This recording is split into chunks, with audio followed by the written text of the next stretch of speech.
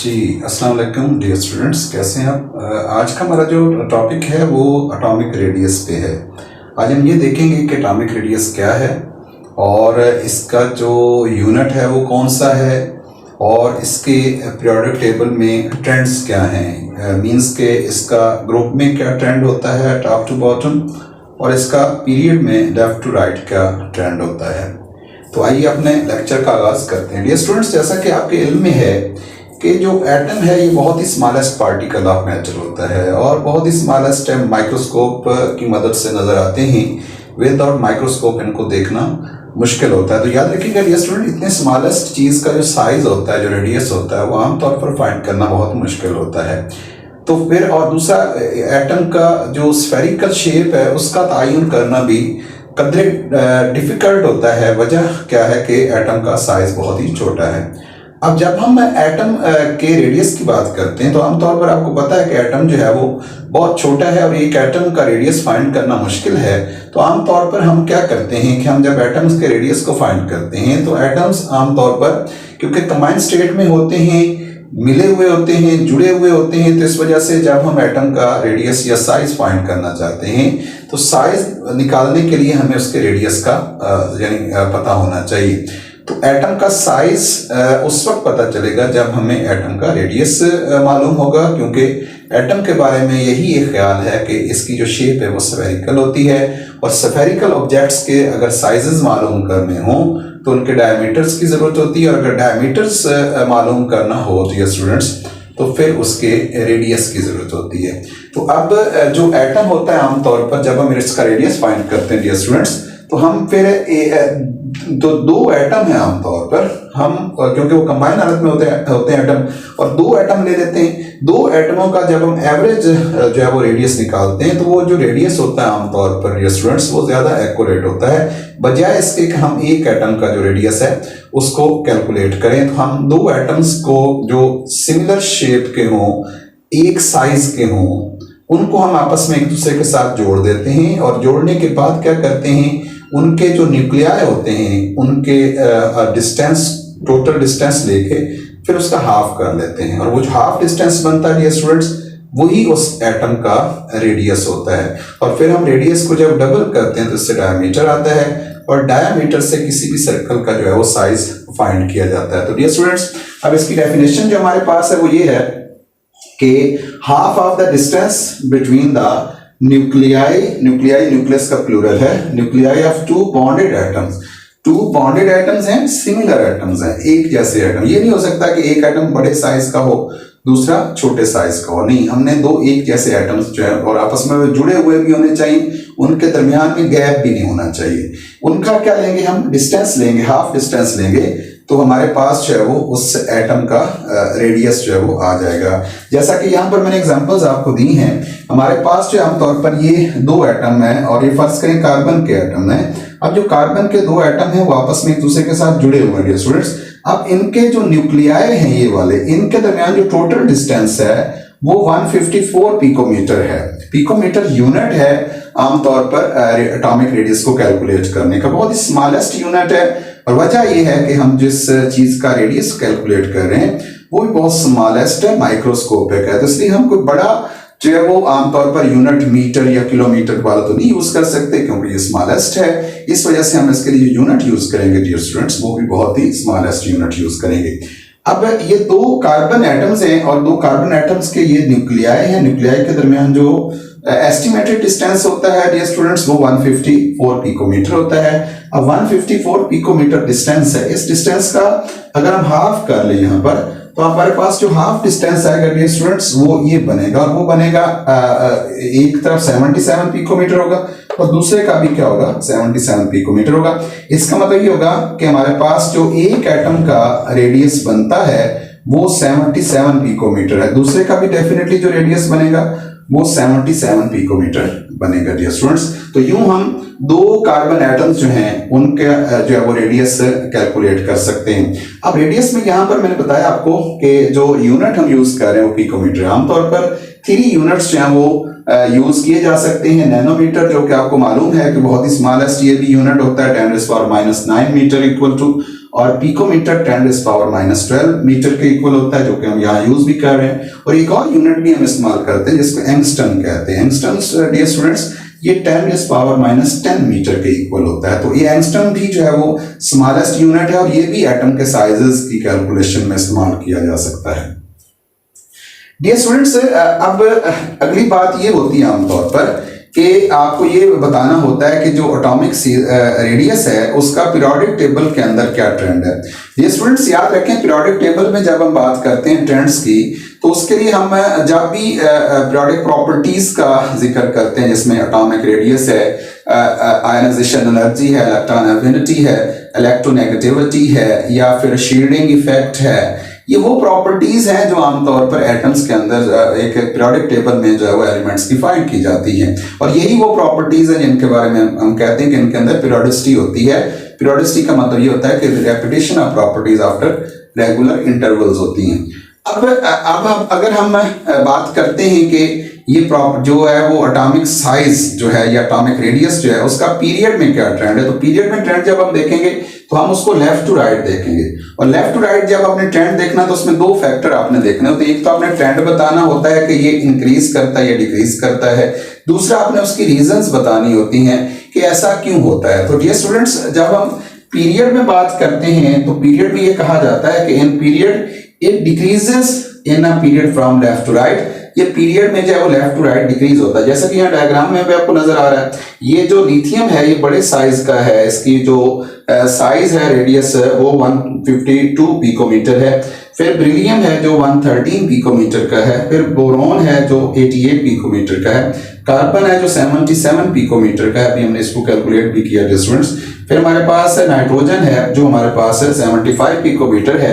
फिर ऑक्सीजन है जो 73 पिकोमीटर है। फिर फ्लोरीन है जो 71 पिकोमीटर है। फिर नियॉन है जो 69 पिकोमीटर। तो आप देखें ग्रेजुअली जो साइज है डियर स्टूडेंट्स वो डिक्रीज हो रहा है पीरियड के अंदर। तो आप जो ट्रेंड लिखेंगे पीरियड में डियर स्टूडेंट्स वो यही लिखेंगे कि it decreases in a period from left to right. आगे वो आपसे पूछेगा कि इसकी रीजन क्या हो सकती है, ऐसा क्यों होता है कि एटम का जो साइज है ये डिक्रीज होता है। तो इसकी आगे मैंने यहाँ पर रीजंस लिखी हैं। अब जो रीजन है इसकी जो आमतौर पर आपको नजर आएगी वो क्या हो सकती है। रीजन ये हो सकती है कि जो आमतौर पर एक तो बड़ी रीजन ये है कि इंक्रीज इन एटॉमिक नंबर या इफेक्टिव न्यूक्लियर चार्ज। जैसे जैसे आप पीरियड में ऐसे बढ़ते जाएंगे तो एटॉमिक नंबर बढ़ते जाते हैं। जैसे यहाँ लिथियम का जो एटॉमिक नंबर है ये 3 है, यानी प्रोटॉन्स भी 3 हैं, इलेक्ट्रॉन्स भी 3 हैं। यहाँ पर जो बेरिलियम है उसका एटॉमिक नंबर 4 है, जिसका मतलब ये होगा कि उसके अंदर जो है वो इलेक्ट्रॉन भी 4 है, प्रोटॉन भी 4 है। बोरोन जो है वो 5 इलेक्ट्रॉन 5 प्रोटॉन है, जिसका मतलब ये कि उनके दरमियान जो अट्रैक्शन है वो आमतौर पर ज्यादा इलेक्ट्रॉन और ज्यादा प्रोटॉन्स होने की वजह से इंक्रीज करता है, इफेक्टिव न्यूक्लियर चार्ज बढ़ता है। फिर अगर कार्बन की बात करें तो 6 प्रोटॉन 6 इलेक्ट्रॉन सराउंडिंग में मौजूद हैं, तो ये और ज्यादा अट्रैक्शन इनके दरमियान बढ़ जाता है। इसी तरह अगर हम नाइट्रोजन की बात करते हैं तो 7 प्रोटॉन 7 इलेक्ट्रॉन्स हैं यहाँ पर। फिर हमारे पास ऑक्सीजन है जिसमें 8 प्रोटॉन्स और 8 इलेक्ट्रॉन्स होते हैं। फिर फ्लोरीन है जिसमें जो है 9 प्रोटॉन्स है 9 इलेक्ट्रॉन्स हैं। और आखिर पे हमारे पास नियॉन है जिसके अंदर 10 प्रोटॉन्स और 10 इलेक्ट्रॉन्स मौजूद होते हैं। हम देखें, आप नोट करें कि यहाँ पर जैसे जैसे हम इधर बढ़ रहे हैं प्रोटॉन्स और इलेक्ट्रॉन्स का जो तादाद है उसमें भी इजाफा हो रहा है। डेफिनेटली जब इलेक्ट्रॉन्स और प्रोटॉन्स बढ़ते जाएंगे तो उनके दरमियान जो आपस में एक दूसरे को अट्रैक्ट करने की पावर है वो भी बढ़ती है। जब अट्रैक्ट करने की पावर बढ़ेगी तो डेफिनेटली जो साइज होता है एटम का वो कंट्रैक्ट होता है, वो साइज छोटा हो जाता है due to the increase in effective nuclear charge, जो कि प्रोटॉन्स की वजह से होता है, जो कि न्यूक्लियस के अंदर आमतौर पर डियर स्टूडेंट्स मौजूद होते हैं। एक तो वजह यह है कि इफेक्टिव न्यूक्लियर चार्ज बढ़ता है, ये रीजन आपने बतानी। दूसरा आपने ये बताना है कि electrons on same shell are added, यानी आप देखें यहाँ पर डियर स्टूडेंट्स ये हमारे पास जो है वो सेकंड जो है वो हमारे पास पीरियड है। सेकंड पीरियड के अंदर जो टोटल एलिमेंट्स होंगे डियर स्टूडेंट्स उनके अंदर जो शेल्स हैं वो 2 ही होंगे, 2 शेल्स होंगे। अब यहाँ पर जो लिथियम इसके भी 2 शेल्स हैं और इसका जो वैलेंस इलेक्ट्रॉन है वो सेकंड शेल में आ रहा है। फिर बेरिलियम के भी 2 शेल्स हैं और इसका जो वैलेंस इलेक्ट्रॉन है वो भी सेकंड शेल के अंदर आ रहे हैं। देखिए शेल नंबर नहीं इंक्रीज हो रहा एंड तक, यानी इन सब का जो एंड वाला शेल है वो सेकंड है, सेकंड इनका जो है वो शेल है जो एंड पे है। और जितने इलेक्ट्रॉन्स ऐड हो रहे हैं वो सेकंड शेल में ही ऐड हो रहे हैं। सेकंड शेल से थर्ड शेल नहीं हुआ, और थर्ड शेल ना होने की वजह से साइज में इजाफा नहीं हुआ। अगर शेल बढ़ता तो साइज बढ़ता, लेकिन शेल नहीं बढ़ रहा, लेकिन चार्ज इफेक्टिव क्या होता जा रहा है डियर स्टूडेंट्स, वो बढ़ता जा रहा है, जिसकी वजह से वो जो साइज है, वो जो साइज का सिकुड़ने का अमल है वो भी बढ़ता जा रहा है, और इसी को कहते हैं कि इफेक्टिव न्यूक्लियर चार्ज बढ़ रहा है, और इलेक्ट्रॉन्स जो है वो उसी सेम शेल में जो है वो ऐड हो रहे हैं, इलेक्ट्रॉन शेल्स में इजाफा नहीं हो रहा, जिसकी वजह से एटम का जो साइज है डियर स्टूडेंट्स वो पीरियड के अंदर आमतौर पर रेडियस या साइज में कमी आती है। ये बात कंसेप्ट होपफुली आपको समझ आ गया होगा। अब हम चले जाते हैं dear student in a group. वो आपसे पूछेगा कि ग्रुप के अंदर आमतौर पर जो पीरियोडिक टेबल है, पीरियोडिक टेबल के अंदर जो एटॉमिक रेडियस है एटॉमिक, उसके साइज के अंदर आमतौर पर क्या ट्रेंड देखे गए। तो याद रखिएगा डियर स्टूडेंट, आमतौर पर तो ट्रेंड यही है ग्रुप के अंदर टॉप टू बॉटम कि जो एटॉमिक साइज है, ये आपको डायग्राम में भी नजर आ रहा होगा, ये बढ़ रहा है, इसमें इजाफा हो रहा है। अब इसकी ये तो होगा ट्रेंड। अब आपसे पूछेगा कि इसकी रीजन क्या है, तो आपने ये बताना है कि इसमें कोई शुबा नहीं है कि यहाँ पर ऊपर से नीचे प्रोटॉन्स बढ़ रहे हैं, यहाँ 1 प्रोटॉन है तो यहाँ 3 प्रोटॉन्स है, यहाँ पर क्या है 11 प्रोटॉन्स है, यहाँ 19 प्रोटॉन और इलेक्ट्रॉन्स है। इफेक्टिव न्यूक्लियर चार्ज तो यहाँ भी बढ़ रहा है, लेकिन यहाँ साइज क्यों बढ़ रहा है, साइज कम क्यों नहीं हो रहा। तो इसका जवाब ये है कि इसमें क्या हो रहा है कि हर पीरियड के अंदर, ये फर्स्ट पीरियड है, एक शेल वाले एलिमेंट है, सेकंड पीरियड है, 2 शेल्स वाले एलिमेंट्स हैं, थर्ड पीरियड है, 3 शेल्स वाले एलिमेंट है, फोर्थ पीरियड है, 4 शेल वाले एलिमेंट है, फिफ्थ पीरियड है, 5 शेल्स वाले एलिमेंट है। यानी जैसे जैसे पीरियड नंबर ऊपर से नीचे बढ़ रहा है, उस पीरियड के अंदर एक एक जो शेल है उसमें इजाफा हो रहा है। और अगर डियर स्टूडेंट, अगर शेल बढ़ता है तो जितना मर्जी इफेक्टिव न्यूक्लियर चार्ज जो है उसमें इजाफा हो जाए, शेल बढ़ने की वजह से एटम का जो साइज और रेडियस है उसमें ऑटोमेटिकली इजाफा होता है। ये ज़हन में बात रखिएगा। उसकी वजह क्या है कि शेल ऐड हो रहे हैं। इधर जो पीरियड में थे वो शेल नहीं ऐड हुए थे, इसकी वजह से साइज में इजाफा नहीं हुआ था, सिर्फ चार्ज बढ़ा था। इधर चार्ज भी बढ़ रहा है और शेल्स में भी इजाफा हो रहा है। शेल्स बढ़ने की वजह से साइज जो है वो ऑटोमेटिकली डियर स्टूडेंट्स क्या हो जाते हैं, बढ़ जाते हैं। तो ये इसका ट्रेंड जो है वो आपने याद रखना। देखा ना, यहाँ पर हमारे पास जैसे लिथियम हम बात कर रहे हैं 152 का है, तो सोडियम 186 पिकोमीटर का है, पोटाशियम जो है वो 227 जो है वो पिकोमीटर का है, और मीडियम जो है वो 248 पिकोमीटर का है। तो इसी तरह आगे इसके बाद जो भी एलिमेंट आएगा मीडियम के बाद, सीजियम है, फ्रांशियम, तो उनके भी शेल्स बढ़ने की वजह से उनके साइजेस भी इनसे क्या होंगे, ज्यादा होंगे। तो ये डियर स्टूडेंट आपने याद रखना, एग्जांपल्स के साथ आपने बताना होता है कि पीरियड के अंदर जब किस तरह एटॉमिक साइज है उसमें कमी आती है, और ग्रुप के अंदर जो एटॉमिक साइज है या रेडियस है उसमें कैसे इजाफा होता है। इसके आपने ट्रेंड भी बताना होता है, और साथ आपने उसकी जो है वो रीजन भी बतानी होती है कि ऐसा क्यों होता है।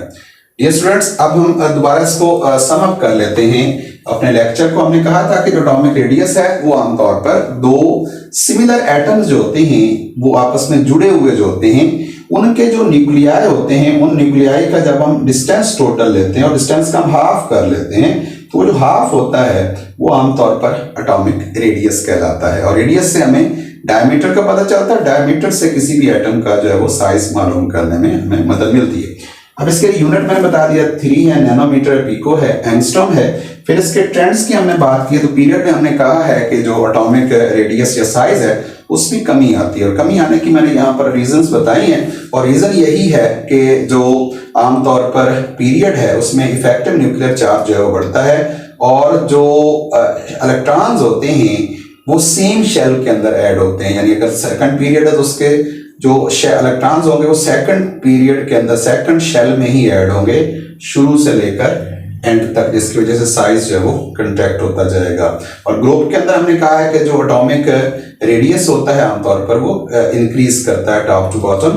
उसकी वजह हमने ये कही है कि इसमें आल्दो इसमें कोई शक नहीं है कि यहाँ पर प्रोटॉन्स इलेक्ट्रॉन्स ऊपर से नीचे उनकी तादाद में इजाफा होता है, लेकिन साइज बढ़ने की जो बड़ी वजह डियर स्टूडेंट्स वो ये है कि ऊपर से नीचे हर पीरियड के अंदर एक एक जो शेल होता है वो ऐड होता जाता है। जब शेल ऐड होते हैं तो एटम का जो साइज होता है डियर स्टूडेंट्स वो ऑटोमेटिकली क्या हो जाता है, बढ़ जाता है। तो ये बड़ा इंपॉर्टेंट क्वेश्चन है एग्जाम पॉइंट ऑफ व्यू से, और बेसिक कंसेप्ट है एटम के साइज को समझना।